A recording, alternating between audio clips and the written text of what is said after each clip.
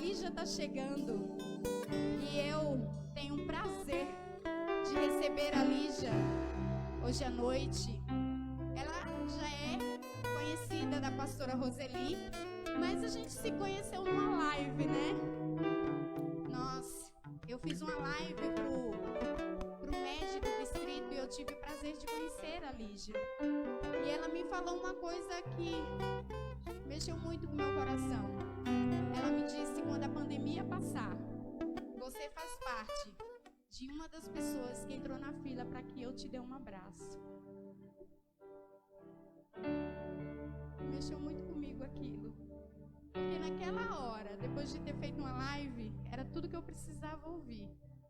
Ganhar um abraço. Quem não quer ganhar um abraço? Quem não quer receber um abraço?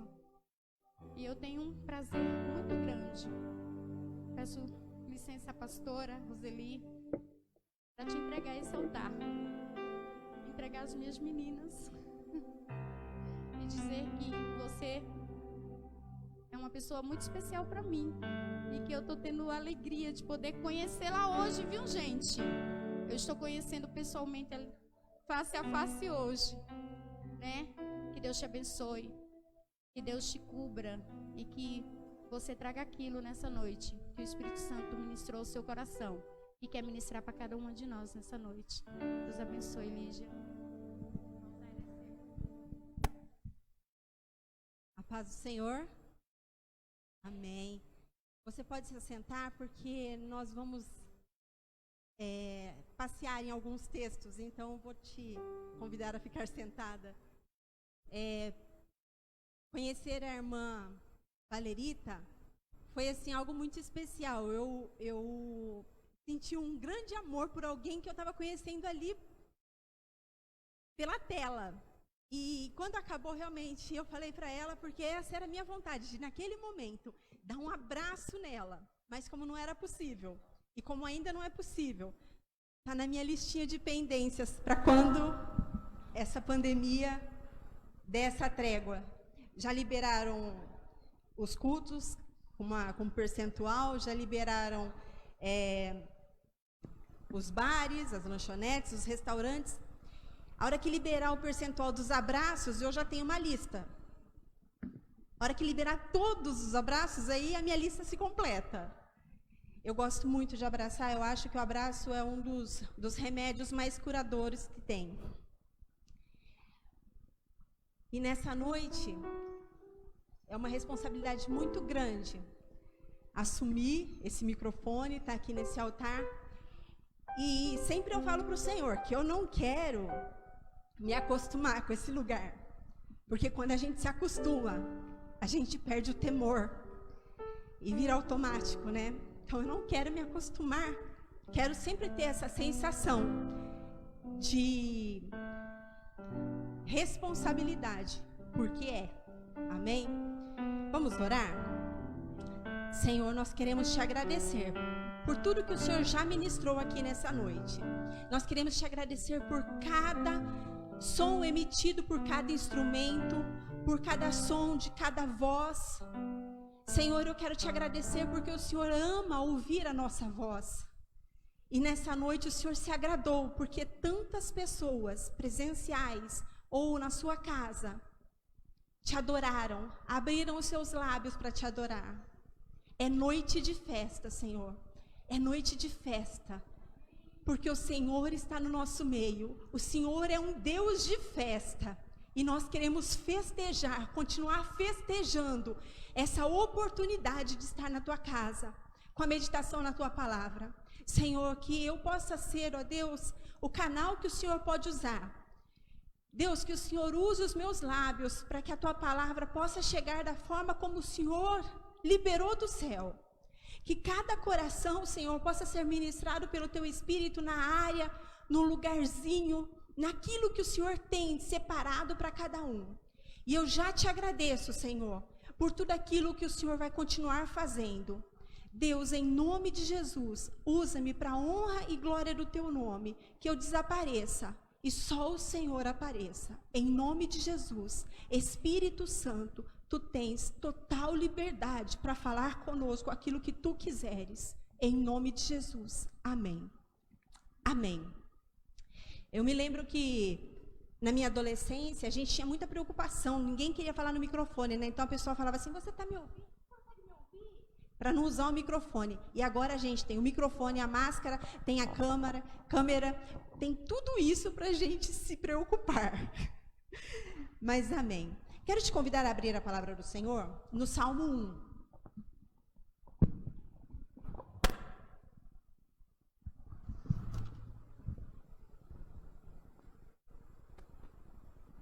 É um texto muito conhecido, pelo menos do meu filho, que sabe de cor.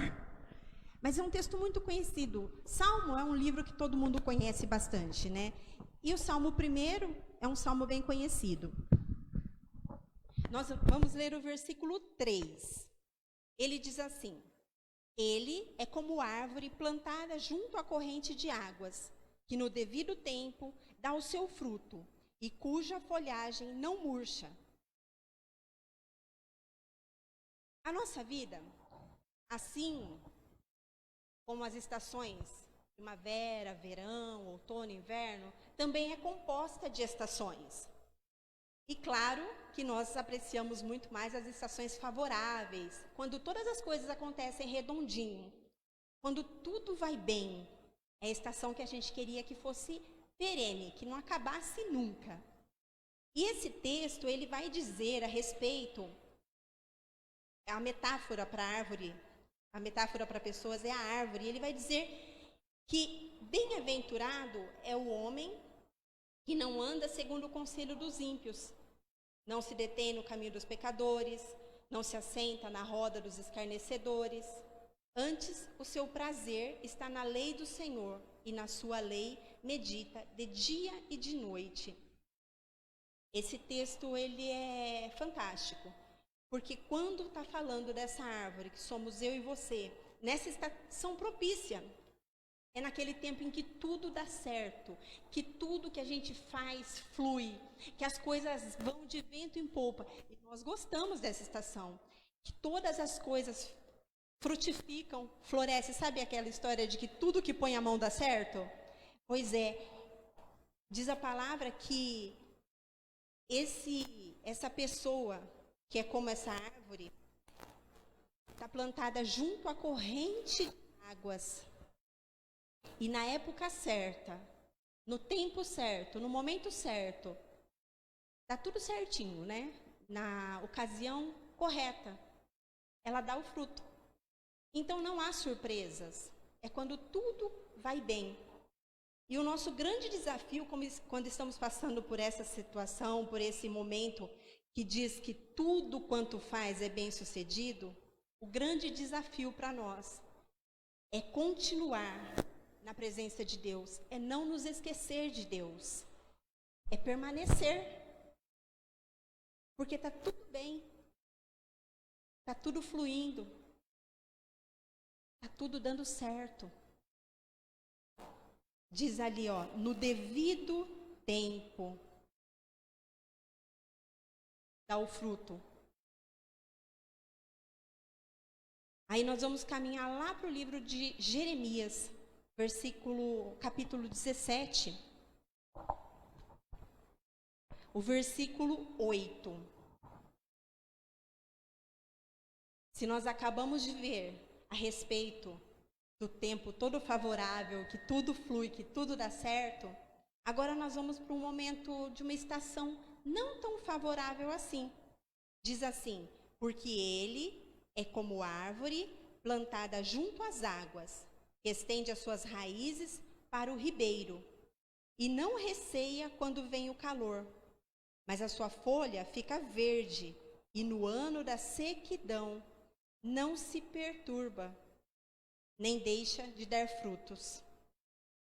Quem é essa pessoa que nesse momento de adversidade, alguma escassez, sequidão, o vento não é tão favorável? É a pessoa que está no versículo 7. É a pessoa que confia no Senhor e cuja esperança é o Senhor. É a respeito disso que trata o texto. Da pessoa que está firmada no Senhor. Então, como as suas raízes estão próximas do ribeiro, estão perto do ribeiro, das águas do Senhor, começa a ter um pouco de sequidão. O tempo não é tão favorável. Começa a ter alguma adversidade. Mas ela continua dando frutos. Ela continua dando frutos. Ela não se desanima. Ela não se perturba, diz o versículo. Embora a estação seja menos favorável, embora haja certa escassez, ainda assim, ela continua dando fruto. O nosso desafio nessas ocasiões, nestes momentos em que começa a escassez, a sequidão se aproximar, o nosso desafio é continuar, não deixar de confiar, é continuar confiando no Senhor, é manter a nossa esperança no Senhor. É isso que vai nos manter fortes, ainda com a folha verde, ainda dando fruto. É continuar com a nossa esperança no Senhor. Agora, eu quero te convidar a ir para Eclesiastes, no livro que o sábio Salomão escreveu, Eclesiastes 11.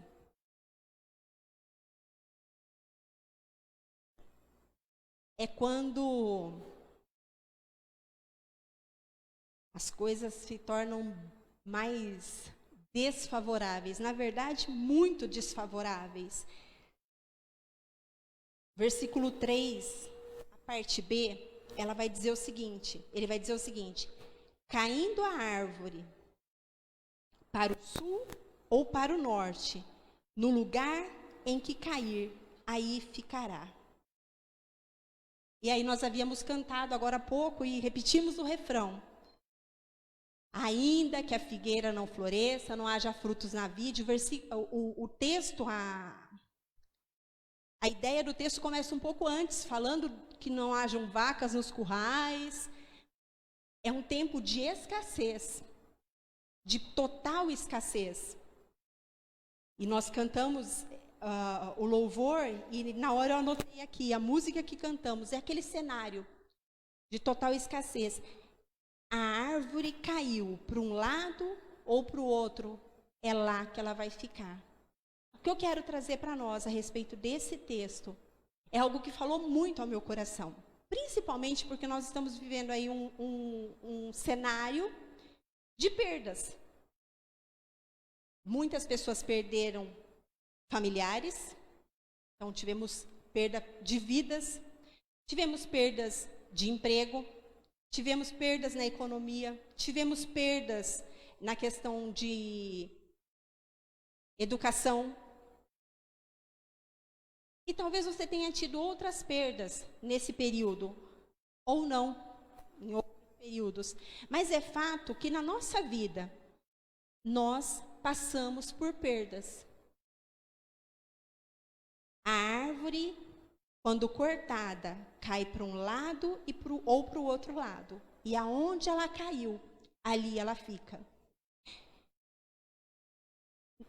Hoje, eu quero te repartir algo que o Senhor pôs no meu coração, que é assim: o que foi cortado da nossa vida, nós precisamos deixar de lado, esquecer, porque caiu, foi cortado.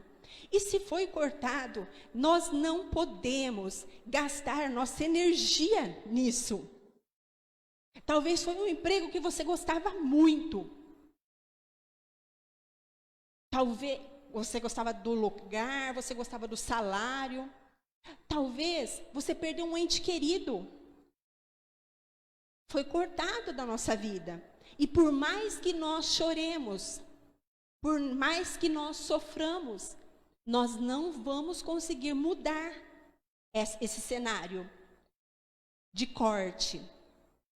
O que foi cortado da sua vida, da sua vida que está assistindo esse vídeo? Seja hoje, nesse sábado, seja qualquer momento da sua vida que você esteja assistindo esse vídeo. O que foi cortado e que você ainda está gastando energia sobre isso? Se foi cortado da nossa vida, deve ser esquecido. O Senhor falava no meu coração a respeito de algo que Ele tem falado muito comigo. Eu tenho um filho de 9 anos.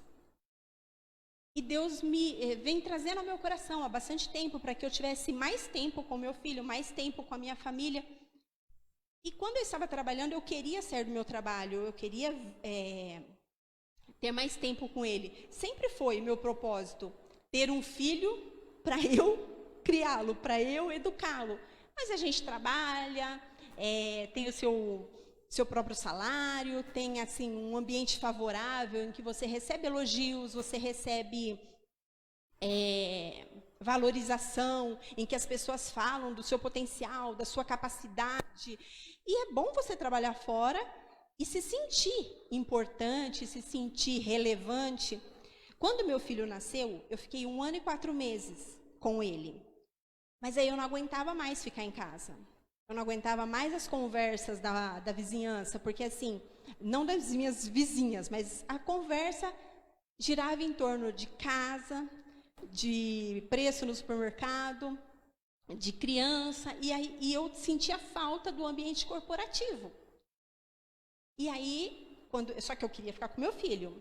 E toda mulher que tem um filho pequeno, ou já teve um filho pequeno, sabe quanto esses primeiros meses, os primeiros anos da criança, demandam da mãe. É muito cansativo. Eu queria estar com ele, mas era cansativo. Então, eu queria voltar para o mercado de trabalho. E Deus me levou de volta para o mercado de trabalho. Mas eu passei os 4 anos, 4 meses e 4 dias que eu estava trabalhando naquela empresa, que eu amei trabalhar, trabalhei com uma equipe fantástica, mas meu coração ficava voltado para minha casa. Eu quero estar lá, eu queria estar lá, eu queria acompanhar. E Deus me permitiu, então, voltar para minha casa, voltar para o ambiente do lar. E foi trabalhando isso no meu coração. Só que eu queria voltar para casa, ter tempo para minha casa, tempo para o meu filho, tempo para o devocional, tempo para o ministério de mulheres, tempo, mas eu também queria trabalhar fora. E aí eu fiquei 2 anos em casa, com essa pendência no meu coração de que eu queria estar ali, mas eu também queria estar no ambiente corporativo. E aí eu falei assim, Senhor, eu preciso trabalhar. Eu preciso trabalhar, 2 anos, eu quero trabalhar, mas o Senhor, que é o Deus do impossível, que pode fazer todas as coisas, eu preciso de um emprego perto da minha casa, que eu deixe meu filho na escola, vá trabalhar, saia do trabalho, pegue o meu filho. Eu preciso trabalhar nesse horário. Meu filho entra 1 e sai 5:30. E as minhas amigas todas falavam assim, Lígia, isso é impossível, né? Na sua área é impossível. Até para ser telefonista vai ser 6 horas. Se você quiser ser telefonista, recepcionista, a menor carga horária que você vai conseguir é 6 horas. 6 horas. Eu sou formada em administração de empresas. E então a minha área é de gestão, de coordenação. E aí eu falei assim, Senhor, e as pessoas ainda têm isso, Deus. Além de eu querer tudo isso, eu também quero que as pessoas vejam o Deus que eu sirvo. Modestamente, Senhor, eu quero que as pessoas percebam o poder que o Senhor tem. Eu estava ajoelhada, orando, meu celular tocou. E era o emprego para eu trabalhar da 1 às 5:30. Tá certo que eu saí um pouquinho mais tarde para o meu filho ficar jogando bola na escola até às 6 horas mais ou menos. Mas era o horário para fazer o quê? O que eu sei fazer, gestão. Contribuir com a área administrativa da empresa. Fiquei lá durante 1 ano, mas o meu coração não estava ali. E eu saí em janeiro, 26 de janeiro, cumpri a visa até 19 de fevereiro. Aí dei entrar em toda a documentação para receber as questões rescisórias, né? Recebi na quarta-feira, na sexta-feira entrou a quarentena. E se eu estivesse trabalhando, ia ter que pedir a conta, né? Porque meu filho ficou em casa. Então Deus me mostrou que Ele tinha poder, que Ele tem poder e que naquela ocasião Ele fez isso acontecer. Não era a vontade dEle, mas era a minha.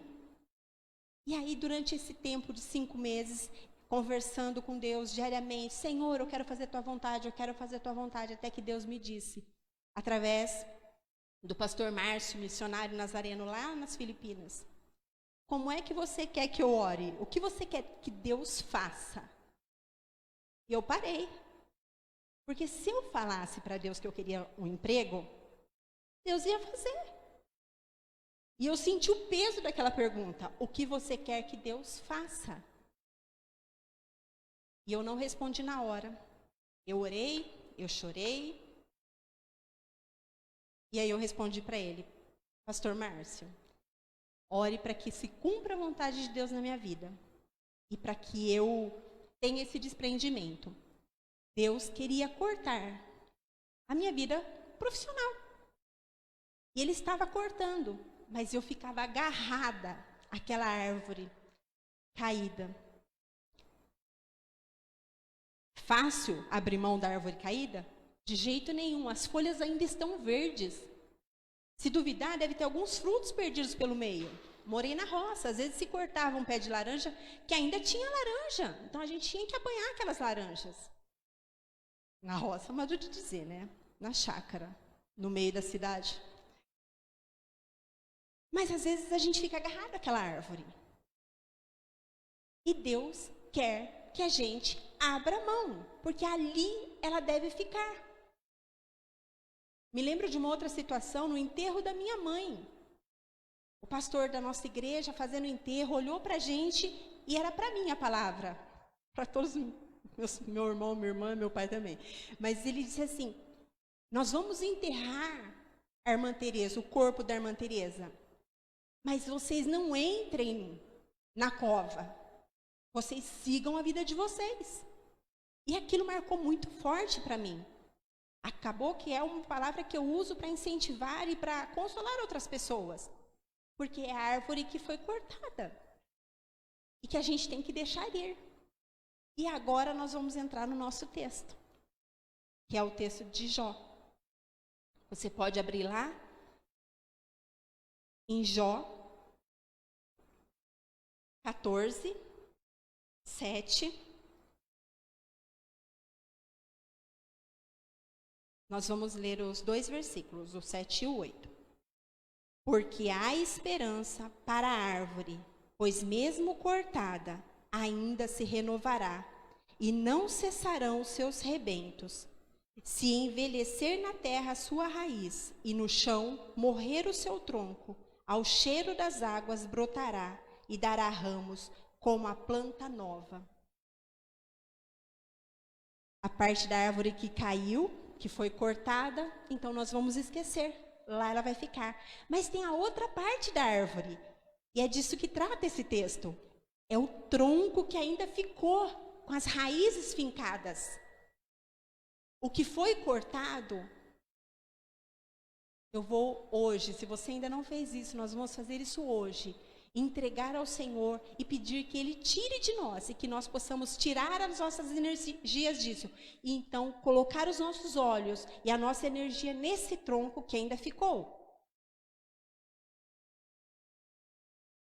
A esperança, apesar das perdas que nós acabamos de falar. Eu não sei qual foi a sua perda. Eu citei algumas perdas. Mas talvez aí no seu lugar você pensou em uma outra coisa que não tem a ver com aquilo, mas que foi cortado de você e da sua vida. Há coisa nova para surgir. Há brotos de novos sonhos para sair desse tronco. Há brotos de novos projetos, de um novo emprego, de novas conquistas. Há broto para sair desse tronco. Aqui, ó, vai dizer no versículo 7, se envelhecer na terra a sua raiz, pode ser que demore, ao ponto da raiz envelhecer, porque para uma raiz envelhecer vai demorar, e talvez esse sonho que você tem, para ele brotar, vai demorar. A continuidade diz, e no chão morrer o seu tronco. Aí a gente começa a olhar, o tronco está morrendo. Demorar muito. Pode ser que demore muito. Mas o texto continua, que ao cheiro das águas brotará. Sabe, quando a irmã Valerita me falou a respeito do tema, meu coração se encheu.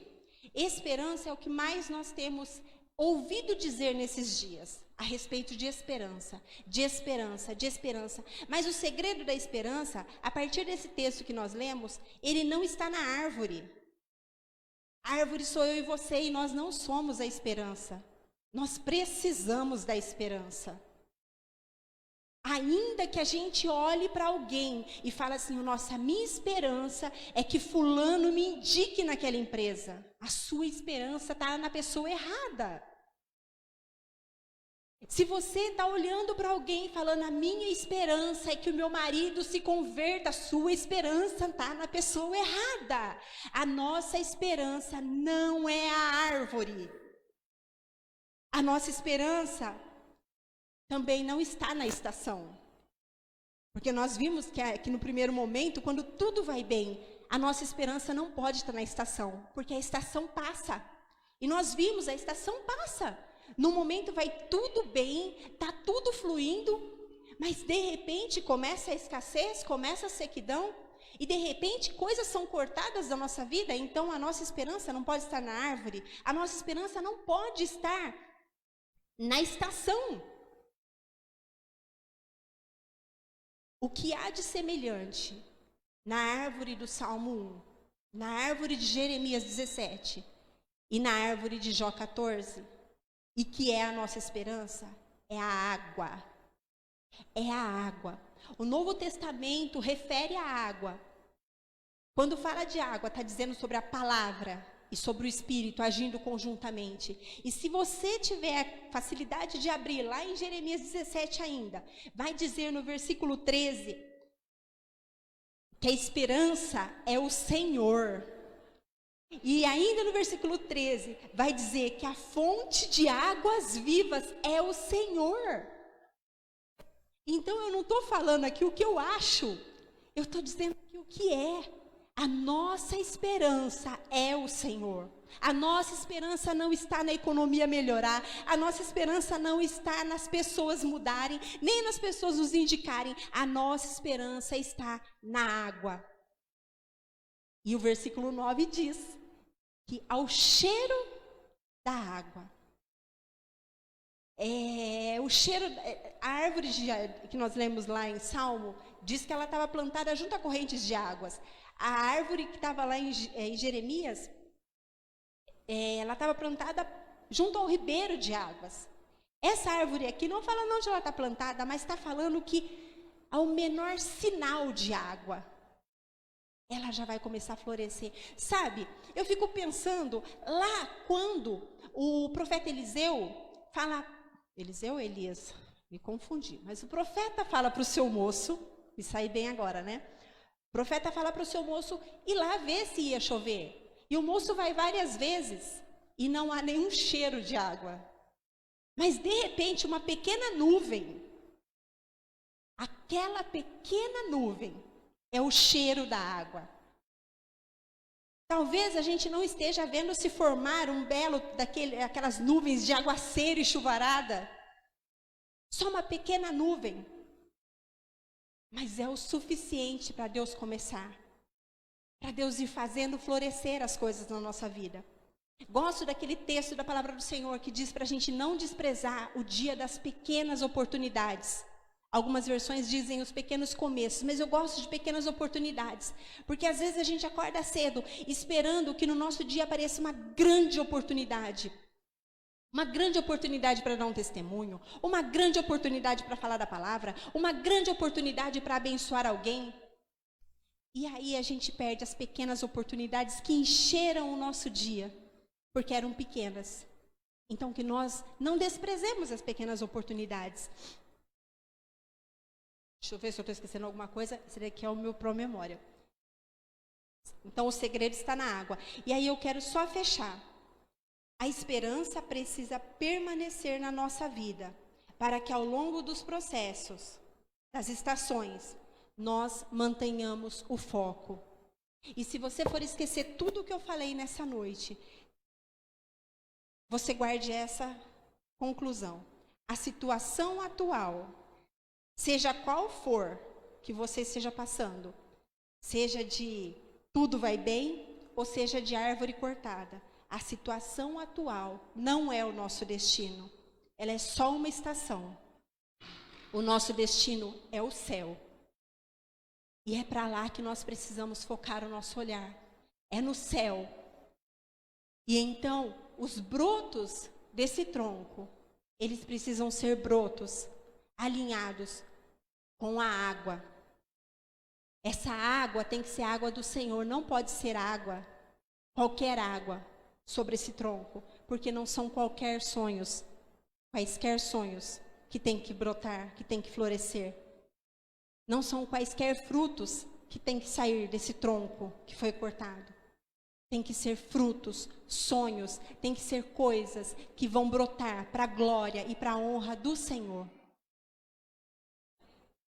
Você pode se levantar? Eu já vou passar o microfone, você pode se chegar. Quem vai tomar o microfone? Eu queria só te convidar a fechar os seus olhos e a pensar nas estações que nós temos passado. Se talvez hoje a sua necessidade é voltar para o Senhor, voltar os olhos, voltar a fé, porque está tudo bem. E quando está tudo bem, às vezes a gente não ora o suficiente, a gente não tem motivo para orar. A gente tem, mas a gente pensa que não tem, porque está tudo bem. Ou talvez está começando um tempo de escassez, você está passando pelo tempo de escassez, e está difícil confiar. Está difícil me alegrar abrindo a despensa e não vendo o alimento necessário. Está difícil, como cantamos, me alegrarei em ti, olhar para a conta corrente, para os boletos aumentando e a conta corrente esgotando até o limite. Talvez esteja difícil olhar para esse cenário e continuar confiando. Esse é o desafio do tempo de escassez. Ou como eu disse, abrir mão do que foi cortado. Abrir mão não significa que eu vou deixar de gostar, deixar de ter, de pensar naquilo. Como eu disse da minha vida profissional, abrir mão não significa nunca mais eu vou pensar nisso. É abrir mão. Talvez nos novos brotos, Deus vai fazer brotar um emprego. No momento dele, pode ser que demore e ele me leve de volta. Mas hoje é tempo de abrir mão do que foi cortado. E então, chegamos ao versículo de Jó. E aí eu fiz uma anotação.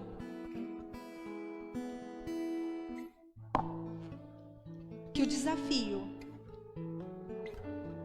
nesse momento do tronco, é de voltar a nossa atenção para sentir o cheiro das águas. Você pode fechar os seus olhos? Nós podemos orar? Senhor, eu quero te agradecer, porque a tua palavra, Senhor, ela fala conosco nas áreas que nós precisamos, naquilo que nós necessitamos. Ela é rica, ela é profunda, Senhor. Ó Deus, e muitas vezes, quando alguém chega aqui na frente, pega o microfone, Deus, a gente não sabe se está falando aquilo que o Senhor queria realmente transmitir com as palavras que nós estamos transmitindo. Mas é certo, Senhor, que o Teu Espírito Santo ministra nas nossas vidas, nos nossos corações, de uma forma personalizada, e nós podemos sentir aquilo que o Senhor quer falar conosco individualmente. Que nesta noite, Senhor, essa palavra que foi lançada, que ela possa alcançar cada uma das minhas irmãs, dos meus irmãos aqui presentes, Senhor, e ela não volte vazia, porque é promessa Tua nessa palavra, Senhor.